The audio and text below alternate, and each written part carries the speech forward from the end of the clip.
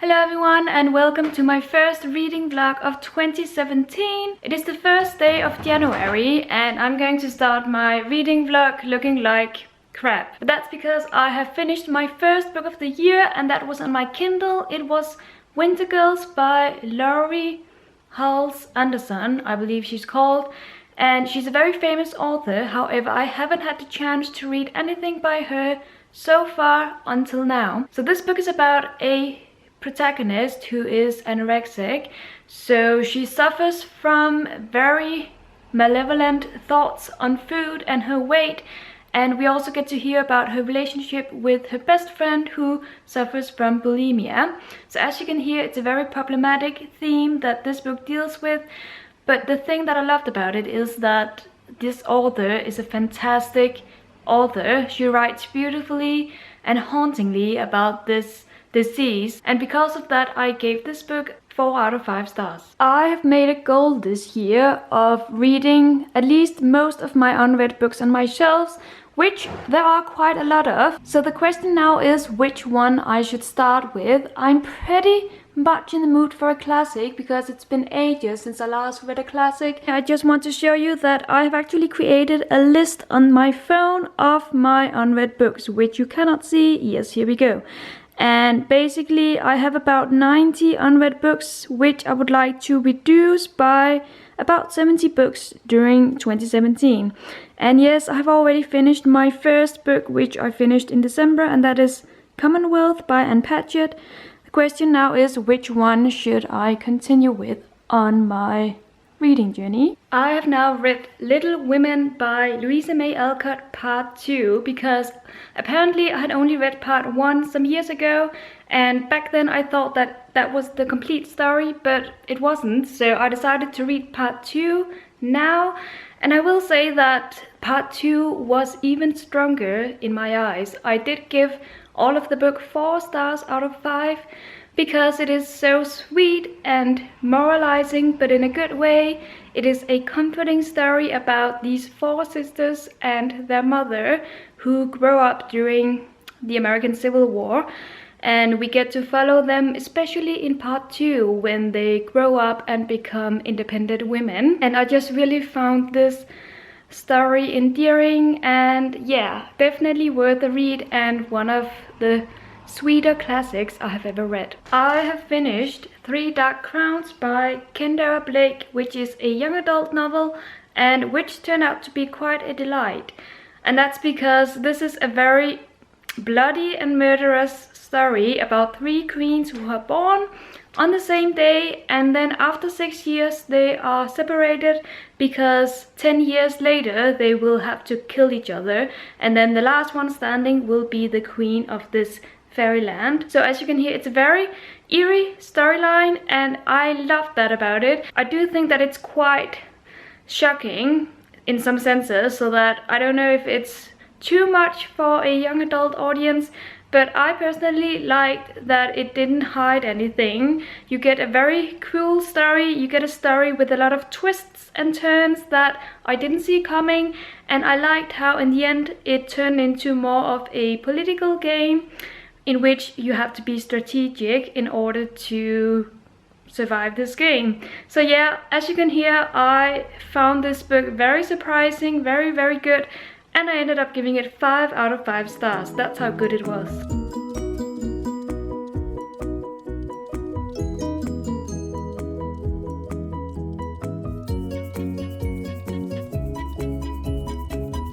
I have finished The Forgotten Garden by Kate Morton, which is a 650-page book, and it took me forever to read it just because, well, this is going to surprise most of you. I did not like this book. I did like it a tiny little bit, but overall it was a disappointment. So this is a family mystery that goes back and forth in time, and you don't really know what has happened in the past, but obviously you get some bits and pieces of the past during the story.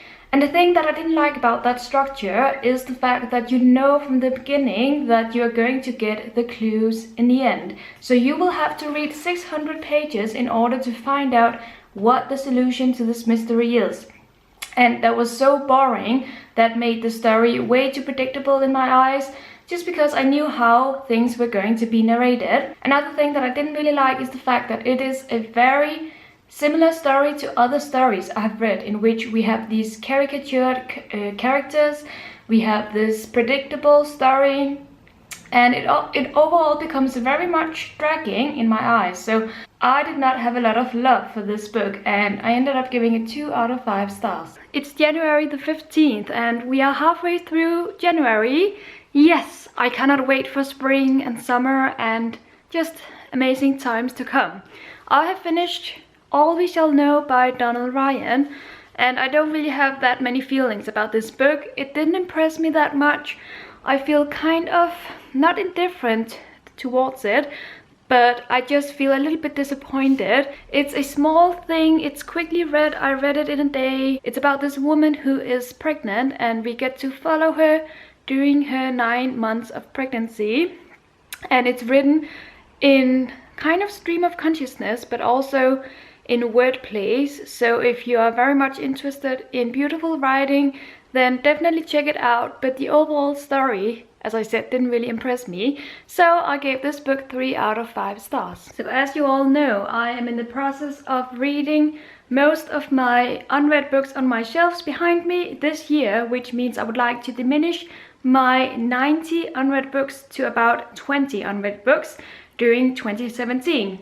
And I'm very passionate about this project because I really want to read the books that I haven't read before I lose interest in them. But even though I have this project, that doesn't stop the book buying itch from coming now and then. And we are now halfway through January, and there are so many books that I have found through BookTube or through people's recommendations that I would very much like to read. So I have saved them so that I can get them at a time when I don't feel like I have too many unread books on my shelves anymore, and I thought that it would be kind of funny to share those books with you. I would like to read more by Liane Moriarty, so I have settled on What Alice Forgot, Everything is Illuminated, and Extremely Loud and Incredibly Close by Jonathan Safran Foer, just because I haven't read anything by him so far. This book I was recommended through The Second Shelf, a BookTube channel I will link down below. It sounds super interesting about a woman who has decided to read one book every day for a year. It's non-fiction, and I just really want to get my hands on that one. This one I have read last month and I loved it, but I read it on my Kindle and I really want to own a physical copy. Then we have The People in the Trees by Hanya Yanagihara, because I loved A Little Life, that's what it's called. The Man Without a Shadow by Joyce Carol Oates. I want to increase my collection of her books. And then we have Under the Udala Trees, another book I have seen a lot around. The Unseen World by Liz Moore, which a lot of people seem to be reading and loving these days, so of course I want to read it as well. The Cause of Love by Alan de Botton. A young adult/adult novel by Victoria Schwab. This is This Savage Song, and a Danish book by a Swedish author. I believe this is part of a series that I'm currently reading. And last but not least, we have The Underground Railroad by Colson Whitehead. So that's a lot of books, and I do not plan on getting them anytime soon. I'm currently about 4 to 5 books into my TBR pile, which means I have about 85 more to go. So as you can hear, it's going to take me quite some time to get to those 20 books. But when I do, I have this list saved so that I know exactly what I want to get by then. It is so hard finding great lighting during the winter months, so I guess let's try filming from this angle. I have finished a book that is most definitely going to be the biggest book I have read this month, and that is Charles Dickens' Little Dorrit. So it's going to be pretty hard to cover my feelings for this book because it is a 1,000-page novel, and yeah, I don't know where to start, but basically I can tell you that in the past I haven't been the biggest fan of Charles Dickens. However, this novel I loved very dearly, and I think it's because the story is simpler and the characters are so unique and so interesting to dive into, and And I am especially talking about little Dorrit, the main character. Is there something on the lens? There is. This is going to be such a bad clip. Anyway, I'm tired, that's why I can't make sense right now. So this book was good. I loved it a whole lot more than others of his novels. I gave it 5 stars, even though I did feel like it was a little bit too long and the ending was a little bit too confusing. So I had to look up a great analysis online afterwards just to make sure that I had got everything right. I almost had, and yeah, just a great novel. And I'm happy that I finally found a novel that won my heart. A novel by Charles Dickens, that is. I am feeling a little bit under the weather today, something with my throat. But I will tell you about a book that I finished yesterday, and that is Midwinter by Fiona Melrose. A very beautiful story about a son and his father who live alone together because his mother apparently died when he was 10 years old. We don't really know why, but there are some tensions between the son and his father. And furthermore, there is an accident taking place in the beginning of the book that only aggravates these tensions. It was a very haunting kind of story. It kind of makes you feel depressed while reading, but in a way that you know is good, because that's what's the purpose of this story, I believe. I was pleasantly surprised. I didn't expect to like this book as much as I did. I did end up giving it 5 out of 5 stars on Goodreads. It might be a little bit less, but overall I was just very much intrigued with this storyline and this unique relationship between the father and his son. So yeah, for now I have given it 5 out of 5 stars. Since I last spoke to you, I have been ill, as you can hear. And I actually finished 2 books yesterday, which I didn't want to film my thoughts on just then, just because my face was covered in snot, basically, and you didn't want to see that. So instead I'm going to talk about them right now. First, I finished Only Time Will Tell by Jeffrey Archer. I mentioned this book in my most anticipated releases of 2017 video because the sequel will be out here in Denmark very soon. So having now read this book, I know that I am probably not going to read the sequel. Not because this was bad. I actually devoured the first 100 pages, which are about 2 boys on a boarding school, and it was written very enchantingly.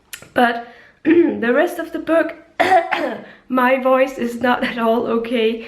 Anyway, the rest of the book became pretty redundant and predictable, and the writing wasn't that good. I mean, this is a historical novel, and that's a purpose that is pretty evident throughout, because once in a while in the middle of a story about some characters you hear about these historical events, and it just didn't feel natural to the story. So all in all, I was entertained, but I wasn't impressed enough to continue this very long series, and I gave this book 3 out of 5 stars. Maybe it's more like 2.75, but I don't care. It's about 3 stars. And if my voice can handle it, I would also like to tell you about this novel, which is very exciting. It's called Big Little Lies by Liane Moriarty. And the reason why it's exciting is because this book will be turned into a TV show next month on HBO, starring, for instance, Reese Witherspoon and Nicole Kidman. And I, for one, am very excited about that TV show, especially after having read this novel, because this was really good.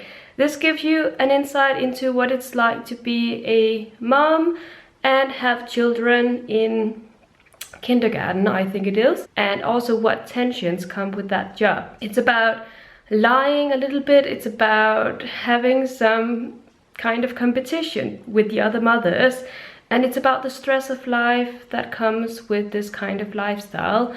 Having a child in kindergarten is not easy, at least according to this novel.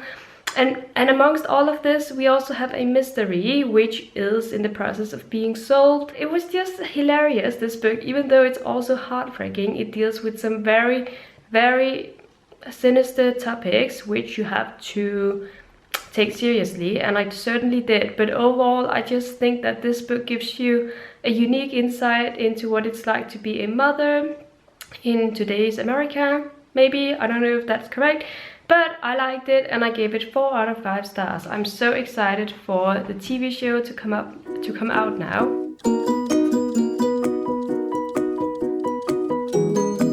I have finished what is going to be my last book of January, and that is Tender is the Night by F. Scott Fitzgerald. As I wrote in my Goodreads review, I thought that this book was a hot mess, meaning that it had no direction, it was very messy, I did not see the point of the story. I did see the overall storyline coming through halfway through the book, but it just wasn't a very interesting storyline. I just basically did not care for this book at all. It was a great disappointment compared to The Great Gatsby, which is one of my favorites. This is nothing compared to The Great Gatsby, in my opinion. So yeah, needless to say, I did not like this book. I ended up giving it 1.5 out of 5 stars, which is such a shame, but that's how it is. So yeah, that's it for my January reading vlog, that's what it's called. I hope you enjoyed it, and I will quickly finish it because this vlog is already turning way too long. So have a great day everyone, and happy reading.